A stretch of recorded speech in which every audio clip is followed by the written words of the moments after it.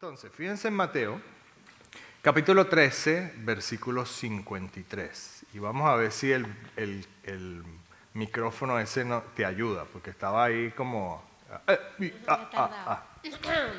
Versículo 53. Aconteció que cuando terminó Jesús estas parábolas, se fue de allí y venido a su tierra, le enseñaba en la sinagoga de ellos, de tal manera que se maravillaban y decían: ¿de dónde tiene sabiduría y estos milagros? Jesús le hablaba en parábolas. Bueno, las parábolas eran también algo incomprensible para muchos. Lo primero que nosotros tenemos que saber con respecto a la palabra de Dios y con respecto a Jesucristo hablando en parábolas es que la palabra de Dios y las parábolas eran hechas o escritas para las personas creyentes. Por eso también no muchos entienden. Porque para poder entender la palabra de Dios, lo primero que hay que hacer es ¿qué? Creer en Dios, creer en su palabra. Y Jesucristo dice que estaba aquí, que Él terminó de hablar esas cosas, esas palabras, y se fue de este sitio, cualquier sitio que fuese donde Él estaba, y dice que regresó ¿a dónde? A su tierra. Y les enseñaba en las sinagogas de ellos, en las sinagogas de esa región, donde era Jesucristo originalmente. De tal manera que se maravillaban y decían: ¿de dónde viene esta sabiduría y estos milagros? ¿Por qué? Dice en el 55. ¿No es el hijo del carpintero? ¿No se llama a su madre María y sus hermanos Jacobo, José, Simón y Judas? ¿No están todas sus hermanas con nosotros? ¿De dónde? Pues tiene todas estas cosas. Ahora, lo primero es que creen que José es hijo de él. Y les pregunto algo, perdón, Jesús, es verdad, yo dije José. ¿Jesús era el hijo del carpintero? ¿Sí o no? ¿Pero era hijo del carpintero? Bueno, en la tierra José era su papá, su padrastro, digámoslo así. Pero línea sanguínea era hijo del carpintero, no era, ¿verdad? Ok, eso es lo primero. Lo segundo es, ¿cuántas personas, conformaban la familia de Jesús? ¿Cuántos hermanos tenía Jesucristo? Hermanos, género ambos, varón y hembra. ¿Cuántos eran en total? ¿Cuántos eran? ¿Cuántos? ¿Cuántos eran? Número. 4 hermanos, pero no se sabe cuántas hermanos. Estoy hablando de hombres y mujeres. ¿Cuántos hermanos tenía Jesucristo? ¿Cuántos hermanos? Varones y hembras. Varones y hembras. ¿Cuántos tenían? Mínimo 6. Yo no sé si no están dormidos, sus cerebros matemáticos no les funcionan todavía, porque dice ahí que tenía 4 hermanos y dice los nombres, ¿verdad? Y dice que no están sus hermanas. Hermanas es mínimo 2, ¿verdad? Entonces 4 más 2 son 6, mínimo 6. ¿Cuántos de ustedes sabían que Jesucristo tenía 6 hermanos? ¿Cuántos lo sabían? Ahora, 6 hermanos por parte de quién?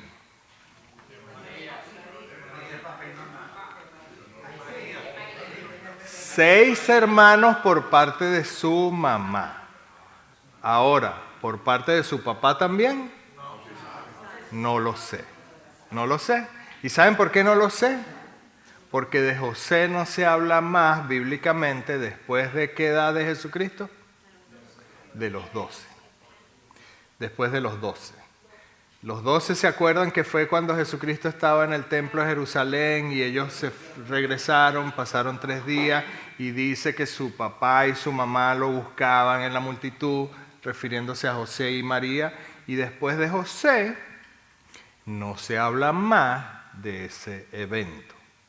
Les voy a poner un poquito más allá. A mí me encanta hacer esto porque una de las cosas que a mí no me gusta que las personas hagan es que caigan en un cuadrado y piensen esto es así, punto, y ya. La palabra de Dios no es así, pero les voy a ir un poquito más allá. ¿José estuvo cuando Jesucristo fue crucificado? No estuvo. Entonces, ¿qué pasó con José? ¿Perdón? Una posibilidad es esa, se habrá muerto. Y si se murió, entonces si murió, existe también la posibilidad de que María, ¿qué haya pasado? Se haya vuelto a casar y haya podido tener hijos con otra persona, que tampoco es mencionada. Esa posibilidad existiría, ¿verdad? La otra posibilidad es que se hayan separado, que no era bien visto en esa época, ¿verdad? No era para nada bien visto, pero no se nombra más a José. La palabra de Dios no nos los dice, entonces no sabemos.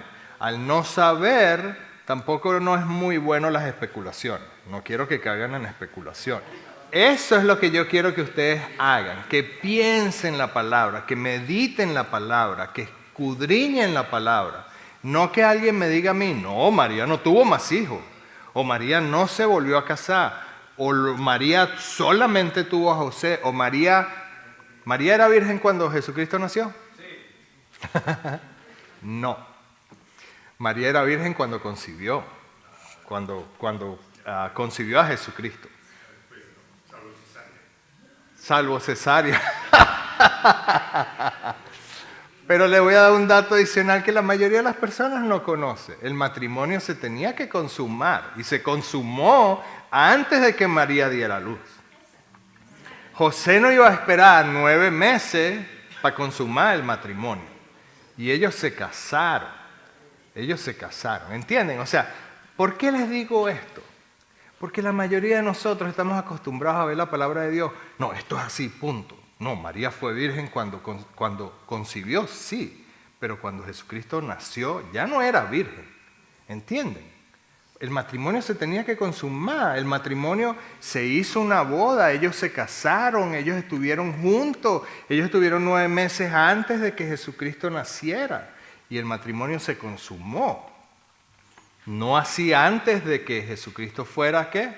Concebido. ¿Saben la diferencia entre concebir y consumar? Espero.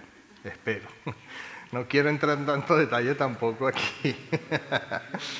Ok, pero el punto es, con respecto a esto, ¿se acuerdan de qué fue cuando estaba ese videíto ahí, de qué estamos hablando? El poder de la creencia. Lo que yo crea es lo que yo voy a manifestar. Si yo creo que Jesucristo fue hijo único y me encierro en eso y no hay cómo me saquen de eso, ¿voy a poder creer esta parte de la Biblia? No la voy a poder creer. Entonces sabemos por este relato que estaba Jacob, un hermano, José, otro hermano, Simón, otro hermano y Judas, otro. Santiago.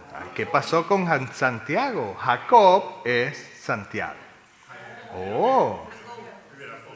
El libro de Santiago, que en nuestra Biblia, ¿se acuerdan? ¿Dónde está el libro de Santiago? ¿Antes de qué y después de qué? Wow, no sé. Santiago, Hebreos, ¿viene así? ¿Sí? Wow. O Hebreos, Santiago. Hebreos, Santiago y después viene. Ok. Entonces, el libro de Santiago fue escrito por el hermano de Jesucristo, que es Jacob. Y Jacob fue el pilar de la iglesia en Jerusalén. Pero les voy a dar un dato adicional. ¿Y por qué uno entonces tiene que leer la Biblia con detenimiento?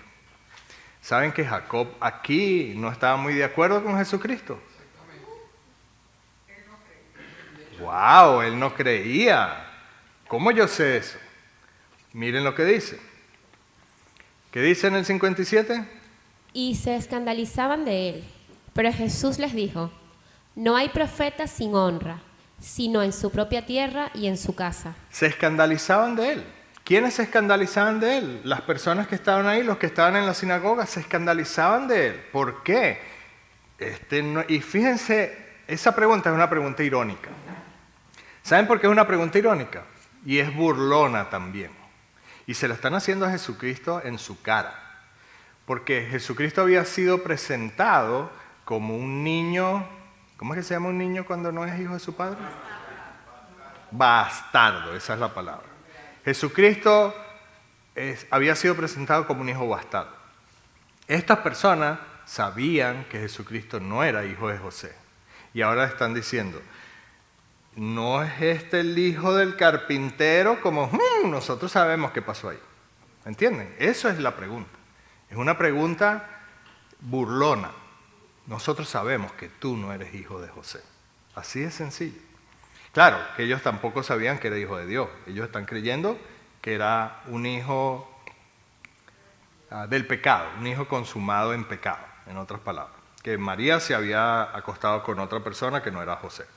Y eso es lo que le están diciendo aquí. ¿No es este el hijo del carpintero? ¿No son todos estos sus hermanos? ¿No están aquí con nosotros sus hermanos? ¿No están aquí con nosotros sus hermanos? ¿No están sus hermanas? ¿Dónde están? ¿No están sus hermanas con nosotros? O sea, entre ellos, ¿verdad? Y ellos se escandalizaban de él. Y Jesucristo respondió, no hay profeta sin honra, sino que en su propia tierra. Y no hizo allí, ¿qué? Muchos milagros, ¿a causa de qué?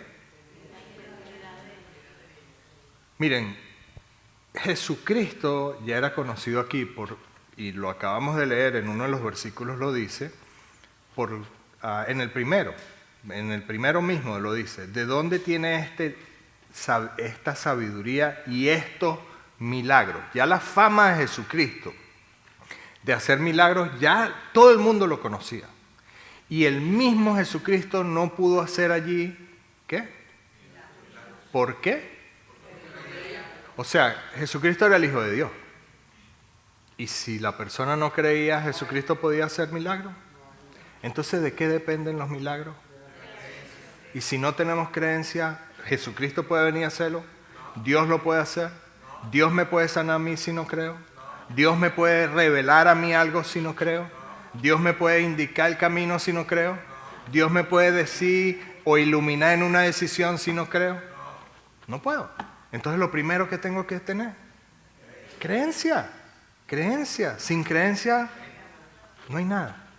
Absolutamente nada.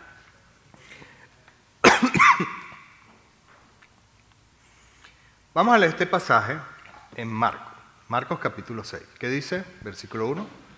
Salió Jesús de allí y vino a su tierra, y le seguían sus discípulos. Y llegado el día de reposo, comenzó a enseñar en la sinagoga, y muchos, oyéndole, se admiraban y decían, ¿de dónde tiene estas cosas? ¿Y qué sabiduría es esta que les da?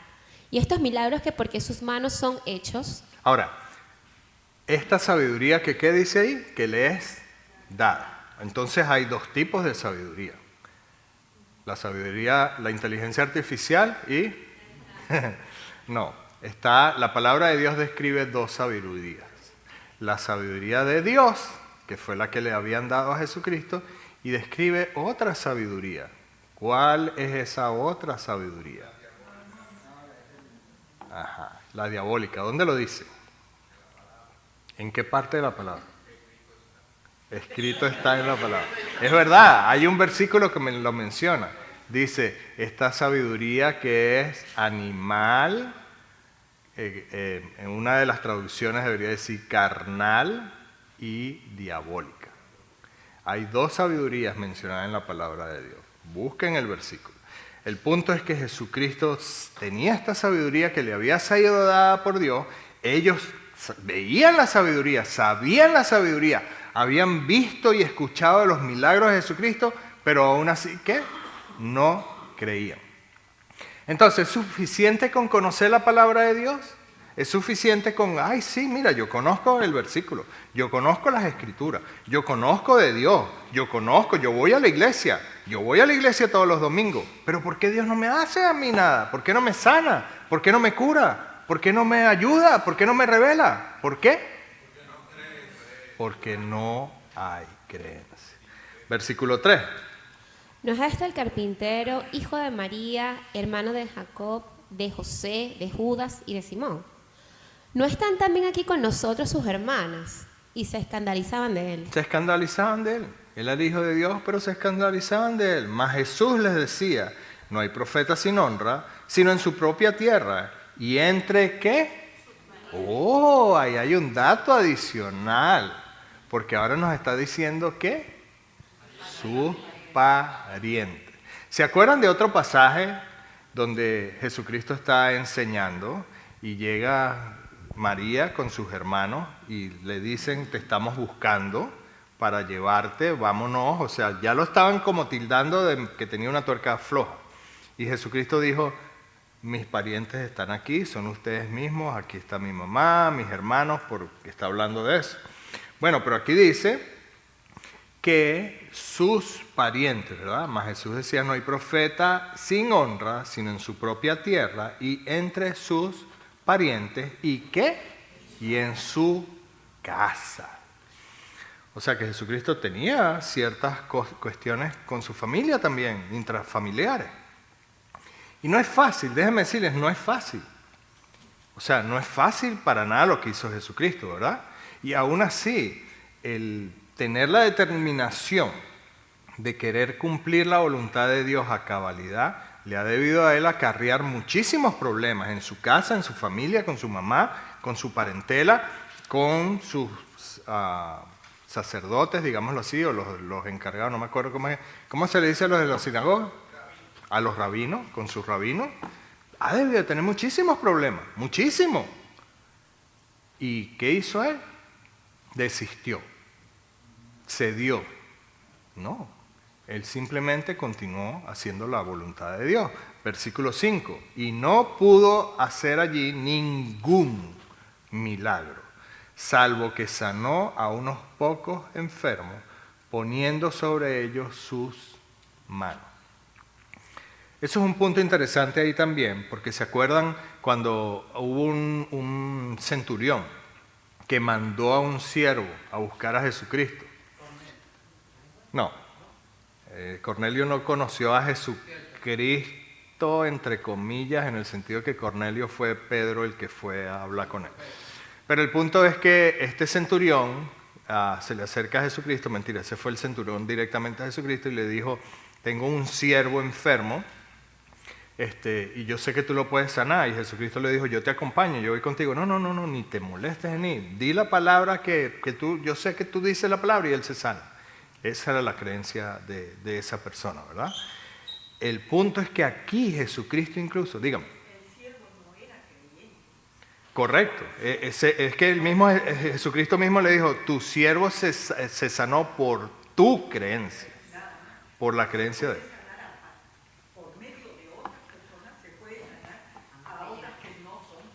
Bueno, sí existe esa posibilidad en la palabra con ese centurión lo pasó. La palabra no nos dice en sí si el siervo era o no creyente, de verdad no lo dice.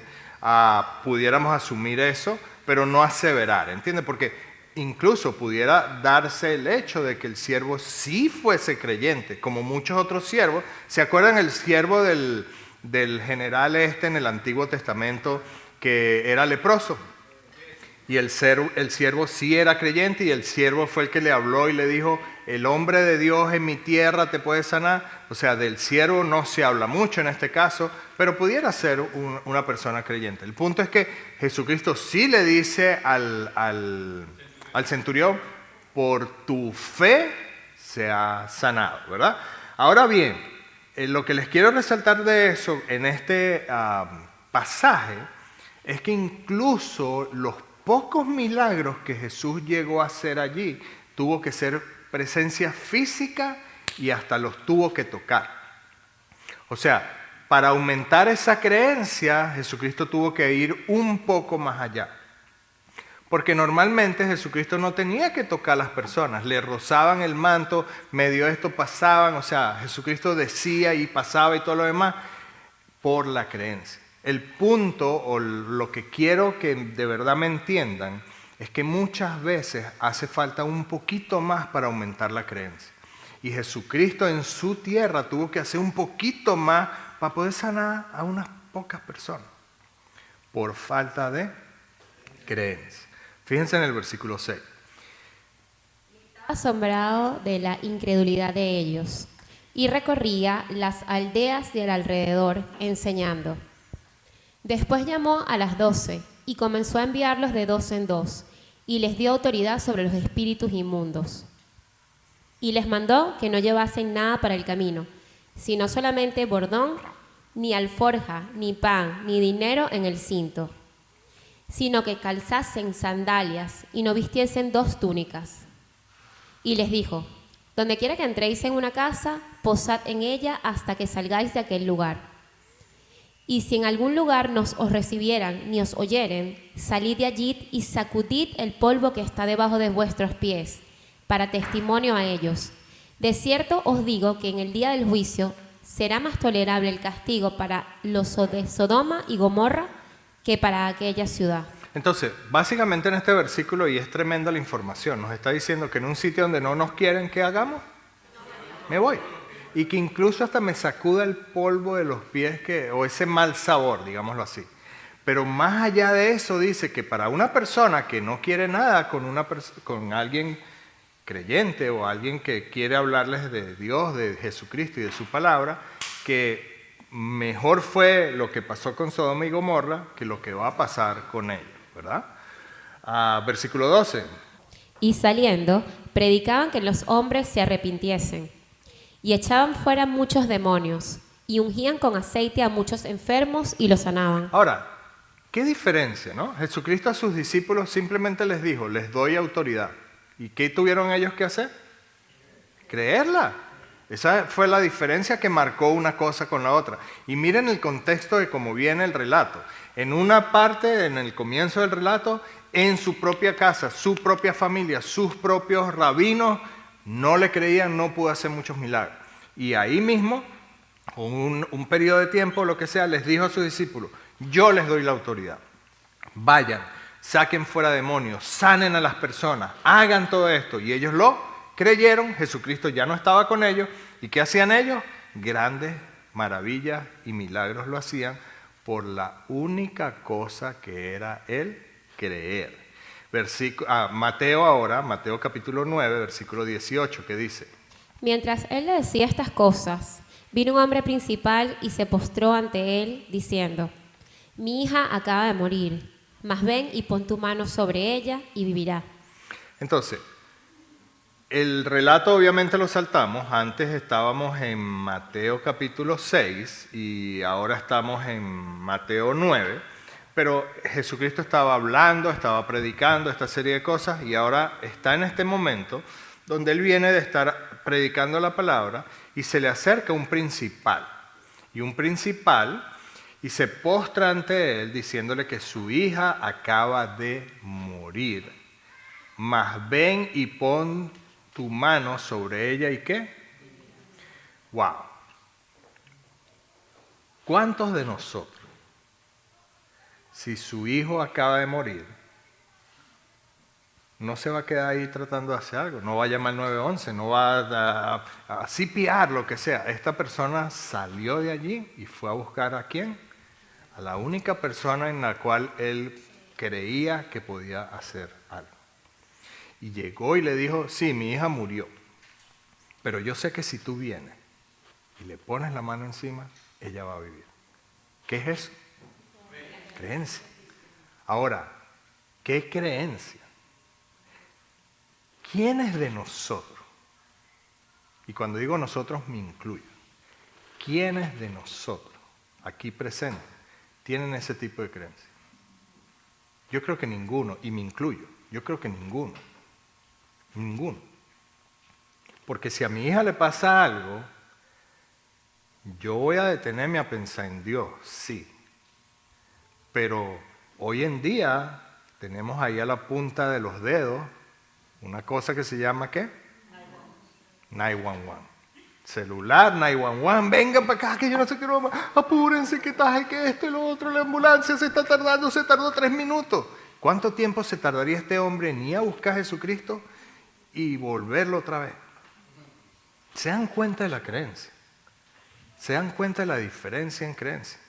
Y sí, ¿cuántos de nosotros? No, sí, yo creo muchísimo. Yo soy uno, yo puedo decir, no, yo creo mucho en ciertas áreas de mi vida, pero hasta este punto, hasta aquí.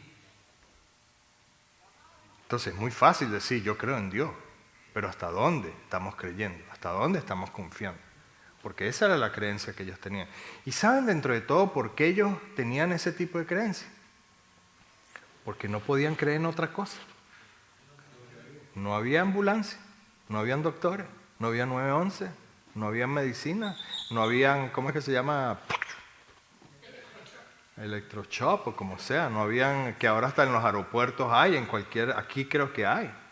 Entonces, antes de pensar en Dios, nosotros pensamos primero en toda esa tecnología. Ellos, antes de pensar en cualquier tecnología que no existía, tenían que pensar en Dios. Y esa era la única creencia. Ellos se aferraban de lo único a lo que estaba disponible para ellos en ese momento, y eso era Dios. A nosotros nos están cambiando los dioses. No sé si entienden eso. Pero nosotros muchas veces en nuestra creencia estamos limitados precisamente por cosas que están disponibles y que no siempre funcionan. Vamos a estar claros, no siempre funcionan. En muchos casos funcionan, pero no siempre funcionan. Entonces, ¿hasta dónde, hasta qué punto está nuestra creencia?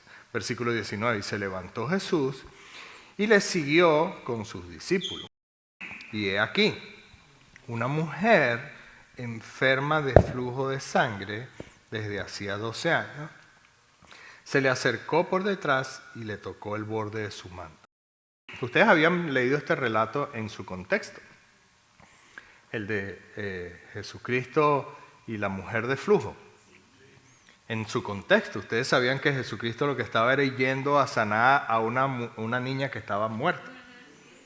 Entonces Jesucristo estaba predicando, se le acerca a este principal, le dice, mi hija murió, él le dijo, deja, yo te acompaño, él va caminando hacia allá, va la multitud con él, esta mujer que tenía 12 años con flujo de sangre, en otras palabras, no le paraba el sangrado, y había gastado todo su dinero ¿en qué? En médicos y en medicina, y nada le había funcionado. Dice que ella le iba a tocar el borde porque decía dentro de sí, si tocase solamente su manto, seré ¿qué? Salvo. ¡Wow! ¿Qué es eso? Creencia. Es solamente toco el borde. Yo les voy a decir algo con esto. Hoy en día hay muchos milagros que ocurren. Las personas creen que es por algo milagroso, en otras palabras, qué sé yo. A mí me dicen, en Roma está una astilla de la cruz original de Jesucristo. Y ahora yo lo creo. Cuéntenme si una astilla original de la cruz de Jesucristo ha podido estar hasta el sol de hoy, después de yo no sé cuántos miles de años, guerras santas y todo lo demás, y todavía alguien conservó una astilla. Pero yo lo creo. Y voy a Roma.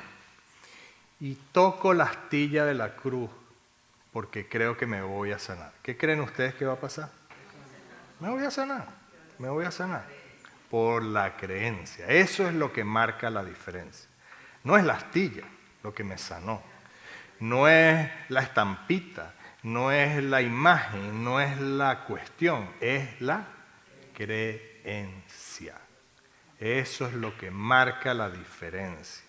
Y ahora dice aquí que esta mujer pensaba dentro de sí que si tan solo le tocaba el manto, ella se iba a sanar. Y dice en el 22. Pero Jesús, volviéndose y mirándola, dijo, ten ánimo, hija, tu fe te ha salvado. Y la mujer fue salva desde aquella hora. ¿Tu fe te ha qué? Salvado. Salvado.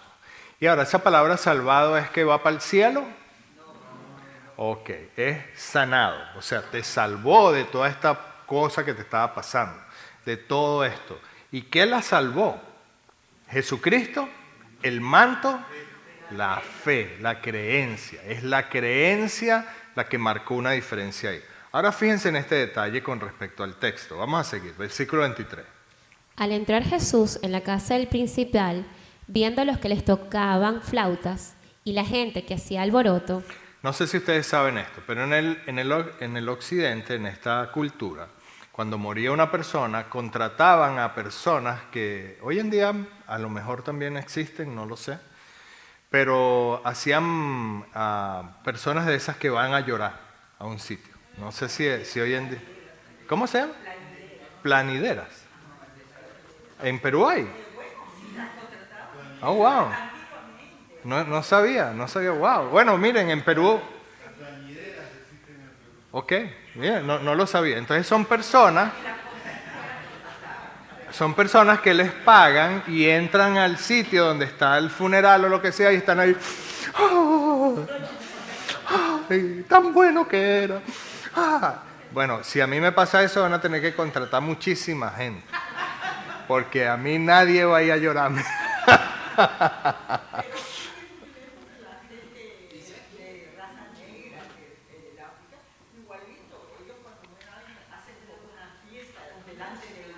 Ajá, bueno, por eso, a eso es que me refiero. En este momento ya estaban un grupo de personas con eso, y ese alboroto era eso. ¡Ay, murió la niña, por favor! ¡Ay, Dios mío, mira qué desgracia la que estamos teniendo en esta casa! ¿Por qué? Estaban en eso. Ahora, ¿qué hace Jesucristo? ¿Qué hace Jesucristo? Porque Delia mencionó algo al comienzo de la reunión, que no sé si ustedes se dieron cuenta, pero ella mencionó incluso hasta el versículo, que Dios es un Dios de orden. Entonces Jesucristo dice en el 24, les dijo, apartaos, porque la niña no está muerta, sino duerme. Y se burlaban de él. ¿Quién no se ha burlado? Si yo hubiese estado ahí, veo que la niña está muerta, no respira, no tuvo pulso, no nada, y ahora llega Jesucristo y entra, no, sálganse aquí, porque la niña no está muerta, sino que está durmiendo. Este tipo que se cree, y que durmiendo. No voy a reconocer yo una persona cuando está durmiendo, lo que sea. Y ellos sabían que eso no estaba pasando. Pero Jesucristo le dijo, está durmiendo. Versículo 25. Pero cuando la gente había sido echada afuera, entró y tomó de la mano a la niña, y ella se levantó. Y nosotros nos enfocamos en la segunda parte del versículo. Tomó de la mano a la niña y ella se levantó. Pero no nos damos cuenta de la primera parte. Que esa gente fue echada fuera. Los que no creían. Eso es excelente. Porque ¿saben qué tenemos que hacer nosotros en nuestra mente? Echar fuera los que no creen.